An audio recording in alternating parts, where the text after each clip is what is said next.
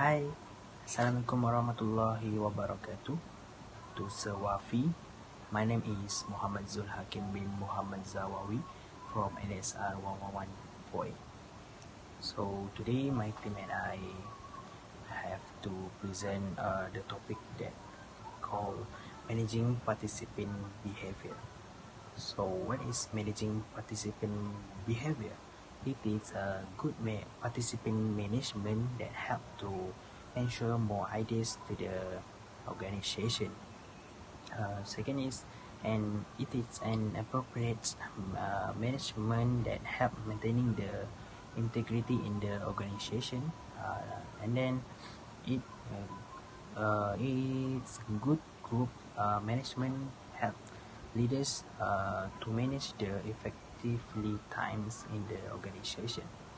So in this topic, it has 5 main topic, which is cause of conflict, resolving conflict, risk mitigation strategies, for managing for the unexpected, and the last thing, outdoor safety management.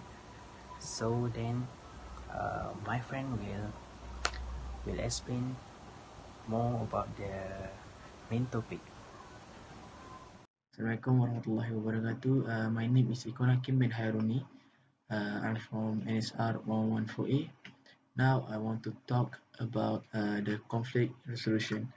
Okay, first, the conflict resolution itself is the action when the person to prevent or to interfere with another person action.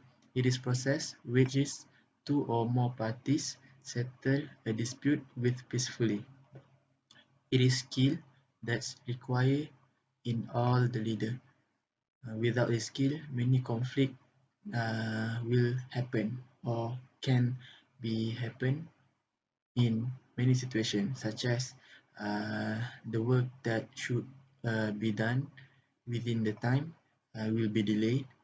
It also can reducing the work of the productivity of the work.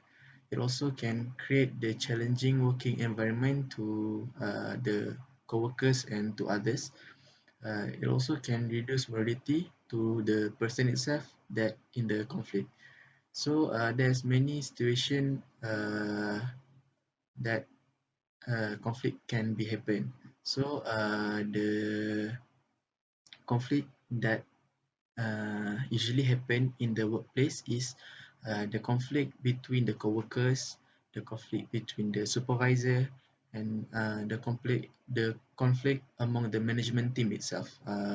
Like when we in the management team, when we create an event or something else, uh, there also can be a conflict.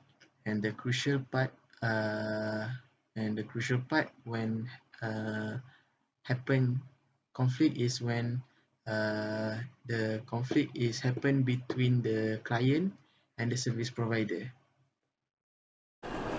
Assalamualaikum, my name is Siti Nurul Damri and I am from NSR 114A. Today I will be presenting about the cause of conflicts that usually happen in any organization.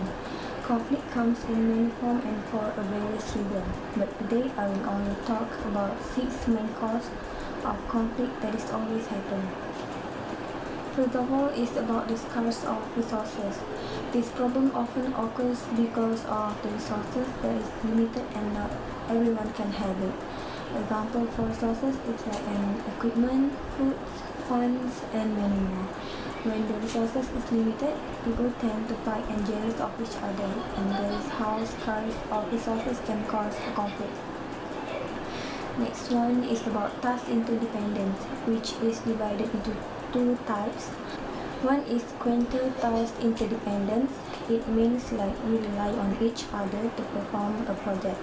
It is like sharing ideas together to reach the goals. But for reciprocal task interdependence, they do rely on each other, but they change their action and adapt with the environment, like their action is based on the environment and situation. for point number 3 is goal incompatibility. It happens when two persons or two leaders feels like their goals are mutually exclusive and the way they perform the task is not in line with the objective of the organization. That is when conflicts happen because they have their own ways and their own opinion. Moving to the point number 4, communication is the key to anything in this world. It doesn't matter when it comes to friendship, family, or in organization. Without good communication, there will always be a problem. It is because how people understand something is different with other people, so anything could lead to misunderstanding. The next point is about individual difference. Each person will have their own personality on how they see the world. They have their own experience, perception and value, so we should always understand other people. These conflicts happen because they expect people to do their way instead of understanding people. And lastly, it's about poor design reward system. How the person is valued and the reward given could lead to a conflict when dissatisfaction to other employee that is not given an appreciation to comes. They feel like they less appreciated and make them compete against each other. Moving on to the resolving the conflict. There will be 4 points that I will talk about, and the first is changing the situational factors. This is the one of effective ways to solve conflicts. Changing a situational factors is like you observe the situation and change it before a problem arises, like you eliminate the factors that could lead to a conflict. The second way is to focus the group on superordinate goals. For an example, as a leader, when you see there's any problem and conflicts between the employee, you should gather everyone and sit down together. Tell them to say anything that bothering them and discuss it to solve the problem together. In this way, they can improve their relationship between each other and make things better for everyone. There is another best way to solve a conflict, which is using an approach to deal with interpersonal conflicts. It is divided into 3, which is avoiding, compromising, and collaborating. Number 1 is avoiding. As you all know, avoiding means mengelak. But what should we avoid from? The answer is we must avoid a conflict from happen. Control ourselves and make sure we should never trap in any conflict. But we should never run away and avoid from solving a problem because it can lead to worse situation. Number 2 is compromising. This means like we giving up more than what we want to meet others' person's concerns. For example, the leaders is always compromising with their group mates and make them taking advantage of the leaders.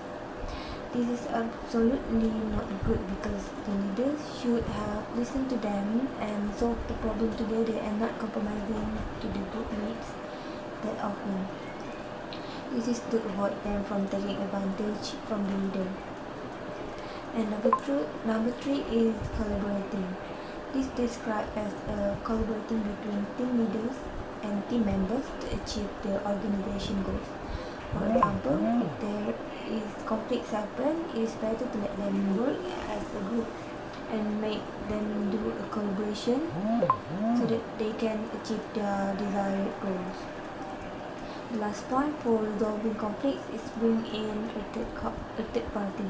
With this way, as a solution can make them directly discuss their issues to make their situation become neutral. I think if there is any conflicts between ourselves, we should solve it immediately to prevent the problem from getting worse. Bismillahirrahmanirrahim. So for my part, I'm going to explain about risk mitigation strategy. So for this strategy, they have a 3 point under him. The first point is risk avoidance. The second is a risk transfer. The third is risk assumption. you can see that this at the slide they have a meaning, which means that the first point is to completely avoid, so that they don't face the unwanted negative consequence. The second is transfer the risk, which means that the first person transfer the risk or the blame to another person. The third is risk assumption, which means that the leader or the organization just use the plan and take what the good or the bad, negative or the benefit that will happen, and just face it. That is the 3 point of the risk mitigation strategy. Okay, so for this next topic, I'm going to explain about managing for the unexpected.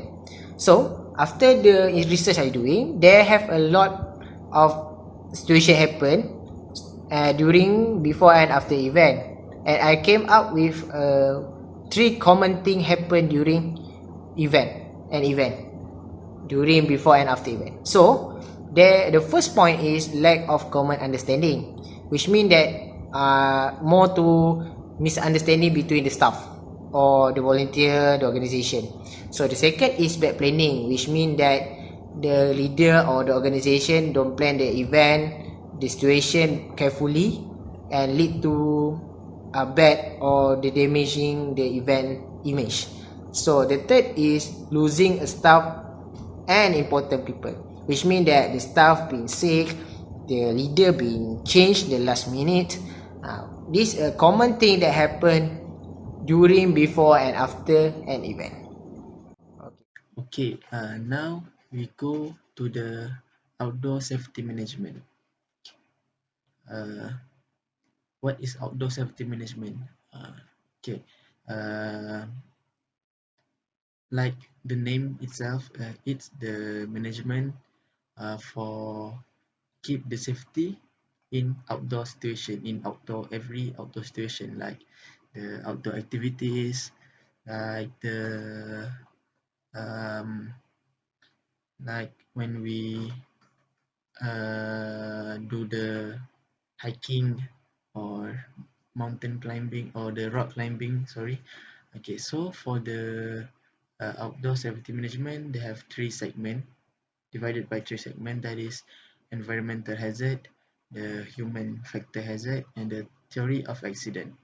Okay, for the environmental hazard, that's divided by 2, that is environment itself and the equipment. So for the environment, it's depends on the situation, the weather, or the terrain. So as an example, the hazard in environment can happen if there is a rocky terrain, exposed ledges, a hot temperature that can disturb our activities, the rain, the darkness, or overexposed to sun. It will make us hydrated, so we need to rest, and it will eventually can make us in a conflict, because it will be the waste of time if we rest, and yeah, we did not make like in the schedule. And the last is like the poison ivy or bee sting. So for the equipment, uh, the conflict and the hazard will happen if we use the inoperative equipment, like the harness that been broke, like the broke equipment. When we use a shovel and the shovel was broke, it may delay our work. And when we wear inappropriate wearing, like when we do the rock climbing, we must supposedly use shoe. But if we use the slippers or anything that not not compatible with the sport, it may brings or bring the hazard. Okay, next for human factor hazard, we will more focus on the leader itself. So the factor on the human factor hazard is caused by the leader itself, because the leader not have a confident level or did not qualify to be a leader. So this is all because the lack of knowledge, the inadequate skill that the leader have. So it may brings the hazard to the group and also for him itself. So the hazard also can be can happen when the leader make a poor safety judgment, or they have made the unclear information, they're giving the unclear information, or poor teacher, and the poor of the necessary and basic skills. It also can be happen when the leader poor in supervising others, like supervisor lack of giving information to the subordinates. So it will bring more conflict among the co-workers itself. Next, the conflict will happen if the leader not know how to solve the problem, and it the crucial part because they can harm others' life, like the work. It may bring the people lost their work. So lastly, for the theory of accident, um, it happen uh, if human factor hazard combined with the environmental hazard. So if the two factors that I said earlier will combine together, it will bring or maybe the accident potential to be happen. So as an example, the lack of information and the poor physical condition of the group members, plus the environmental hazard like the slippery terrain, it may cause the accident happen, like maybe the group will fall from the from will fall and get the injuries that will that happen with the human factor hazard and the environmental hazard will combine together. So the other example, like the lack of communication, the lack of leader communication, that's the leader give to the group members, and the lack of equipment.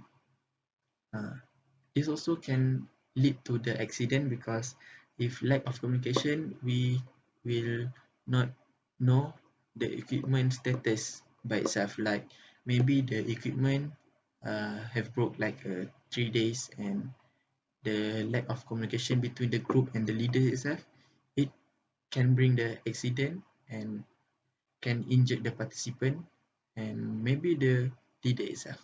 Okay, thank you. So, as a conclusion for this topic, managing participant behavior, I can conclude that decision from manager at beginnings is important, because if the manager make a decision before the beginning of meeting regarding how the organization will operate and how participants will interact with the others during work time, are critical for positive environment. It can make their organization will success. Then put together cohesive plan react rather than reacting to interactive situation, allows time for the manager to respond truthfully when problems arise. Then take time to plan. It will give values and belief, which is having time to think about a plan first before beginning an organization. It can He can give values and belief about working with participants and allows manager to create a satisfying working environment. So that it is so that is the conclusion. We must take time to plan to to to have a successful and satisfying environment of working place. Thank you.